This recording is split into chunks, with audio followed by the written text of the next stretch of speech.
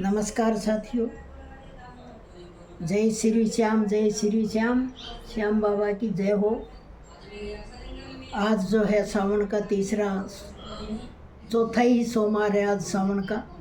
तो आपको चौथे सोमवार की बहुत बहुत शुभकामनाएं सावन के की। हर हर महादेव। एक अमीर और गरीब की कहानी आप लोगों को बताने जा रही हूँ मैं। बहुत अच्छी मज़ेदार कहानी है। सुन के कहानी आप खुद ही हंसोगे और मेरी इसको वीडियो को लाइक शेयर भी करना। एक जो है भरतपुर गामान के नाम से एक गांव था। उसमें एक परिवार रहता था, किसान परिवार था। बूढ़ी औरत थी, उसका 2 बेटी थी, 1 बेटा था। तो उसकी 2 बेटी जैसे जवान हुई तो उसने शादी करनी चाहिए। तो उन्होंने जो दामाद देखे तो एक दामाद गरीब था, एक दामाद अमीर था।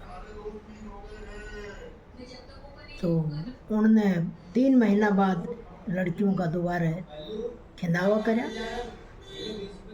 करया तो उन्होंने तारीख रख दी, भाई आप पूर्णवासी के दिन दोनों एक साथ आओगे और दोनों लड़कियों का हम एक साथ खिंदाएंगे। तो वो पूर्णवासी के दिन दोनों दामाद एक साथ आ गया। एक आया घोड़ी से, एक आया पैदल। अमीर आया पैदल, अमीर आया घोड़ी से और गरीब आया पैदल। उसकी सासू ने पूछे, उसकी बहू ने पूछा कि माताजी दामाद आगे हैं, इनको कहाँ बैठाना है।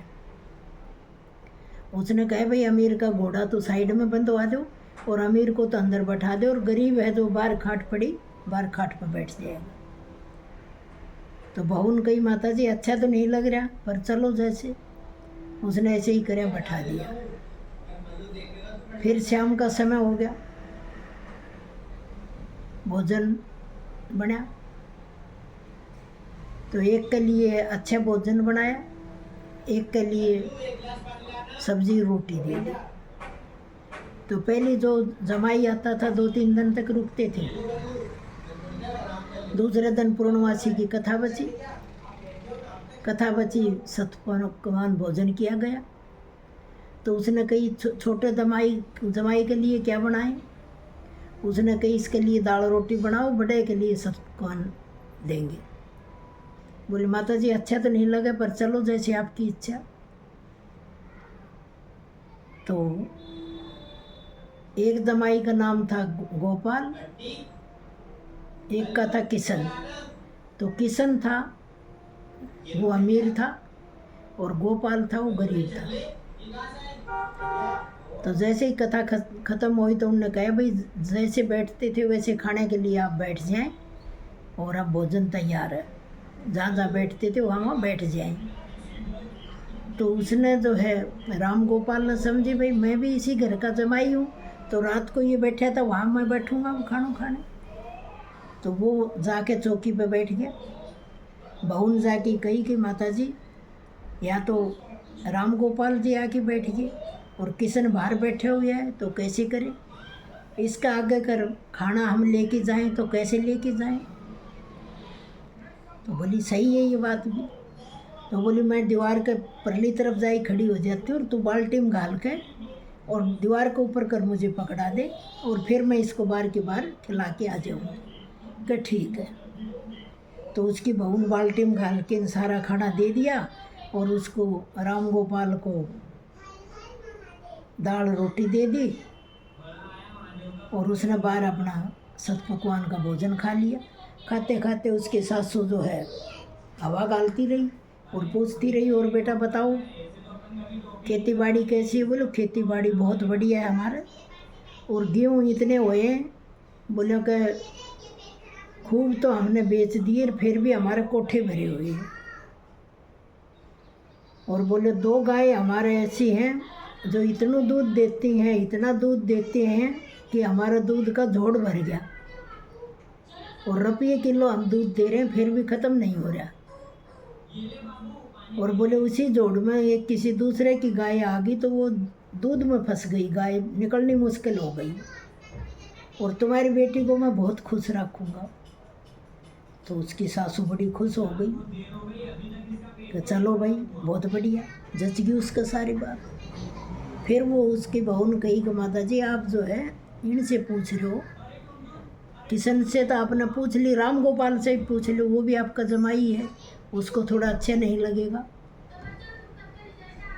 तो बोली हाँ ये भी बात सही है। तो वो राम गोपाल कन चली गई। तो वो पंखो हलाओ भाई, ऐसे हलाओ जो राम गोपाल तक हवा ही नहीं जाए। और बोली बेटा और बताओ कैसे, खेती बाड़ी कैसे है?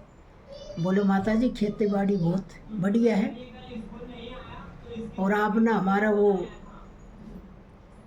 ढूंढा वाला खेत तो देखा ही होगा। बोली मैं क्या जानूँ तुम्हारा ढूंढा वाला खेत। बोले तुम ना जानो, तुम्हारा आदमी तो जाना है, वो तो गया था, उसने देखा था, तो उसके जच गया, देखा होगा उसने। बोले हाँ फिर बताओ। बोले उसमें जो है हमने सिरसिम बोई है, और सिरसिम इतनी ज़बरदस्त हुई, अब भाई अब इसको काटें कैसे। तो बोले फिर ये करे हमने, मतलब 2 सूसे ले लिए, सूसा खरगोश मतलब, तो 2 हमने खरगोश ले लिए, और खरगोश ले लिए, दाती ले ली। तो बोले दोनों खरगोशों का टांग के हमने रस्सी बांध दी, और एक खेत का परली तरफ छोड़ दिया और एक खेत का परली तरफ छोड़ दिया, और उनका बांध दी दाती। और बोलो खरगोश cut cut cut cut cut cut सारी सिरसिम काट दी शाम तक। तो सासू को पंखो तेज होते गयो। बोले अच्छे हो? बोले और? फिर बोले और ये है माता जी आप ना हमारे वो जो है ना ढूंढा बैल तो देखा ही होगा। बोली मैं क्या जानूँ ढूंढा बैल को। तो बोले चलो तुम ना जानो, तुम्हारा आदमी तो जाना है, उसने तो देखा है तो मेरे को देखने को जिद। बोले हाँ देखा हूँगा। बोले फिर? तो बोले उससे हम सिरसिम ढोने लग गए, और बोलो कई दिन तक हमने सिरसिम ढोई, सारा घर सिरसिम का भर गया। और बोलो बोलो गाड़ी कुआं का जड़कर निकाल रहा था, और बोलो उसमें जो है पहियों टूट गई, और वो पहियों टूट के न वो पूरी गाड़ी सिरसिम की कुएं में पड़ गई। बोले फिर क्या करें? बोले वो तो कुएं में सिरसिम पड़ने से पूरा बोले कुआं तेल का भरा है। तो वह फिर हवा गालन लगी। बोले फिर हमने जो है कुआं में नली लगा दी, और नली के पाइप के थ्रू हम तेल निकाल के बेचने लग गया। और हमने गांव में ढूंढोरो पिटवा दियो, अगर चवन्नी में पाव भर तेल कोई ले जाओ। और बोले फिर भी तेल ख़त्म नहीं हुए। तो ख़त्म नहीं हुए तो सासू का और मन में बड़ी अच्छी बात रही, वह फिर तेज हवा गालन लगी।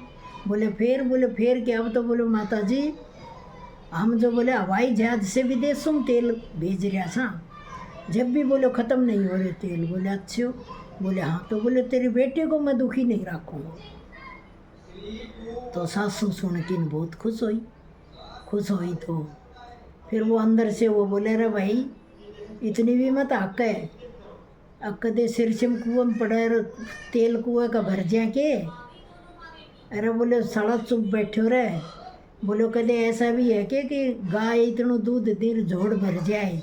तो बोले भाई गरीब ज़रूर हूँ, पर बातों तो तूने भी मैं ना जान दूँ, चाहे कहीं तक आ जा, बात में बोलो तेरे को मैं नीचे नहीं पड़ने दूँगा।